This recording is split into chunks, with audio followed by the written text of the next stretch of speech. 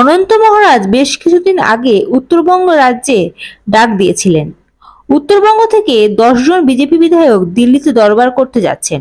উত্তরবঙ্গ কি উন্নয়নের পথে এগোচ্ছে? এই নিয়ে বিজেপির প্রাক্তন রাজ্য সভাপতি দিলীপ ঘোষ সাংবাদিকদের মুখোমুখি হয়ে বলেন, এটা খুব পুরনো ইস্যু। খালি আমাদের লোকেরাও কেউ কেউ বলছেন, কারণ তারা বিভিন্ন আন্দোলন থেকে উঠে এসছেন।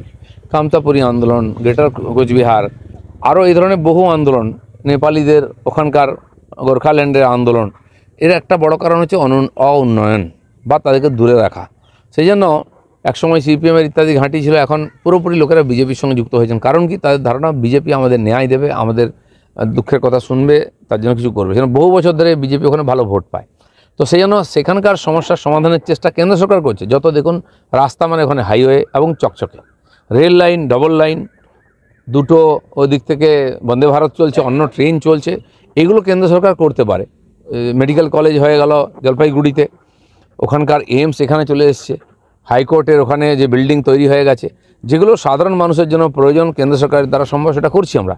কিন্তু বাকি পঞ্চায়েত থেকে আরম্ভ করে বাকি উন্নয়ন, শিক্ষা থেকে স্বাস্থ্য, সেই সুবিধা তো রাজ্য সরকারকে দিতে হবে। তাই যদি ঠিক করে ওরা দেবেই না ওখানে, তখন মানুষের ক্ষোভ বাড়বে, বিভিন্ন রকম দাবি উঠতে থাকবে। মানে আজকে সকাল 9টায় যে বৈঠকটা হতে চলেছে সেটা আমার জানা নেই কোথায় বৈঠক কারা করছেন, যাই করুন নিঃসন্দেহে ওখানকার যারা প্রতিনিধি তাদের দায়িত্ব আছে। লোক তাদেরকে বারবার বলে যে ভোট দিয়েছে কী জন্য, আমাদের এগুলো হচ্ছে না কেন।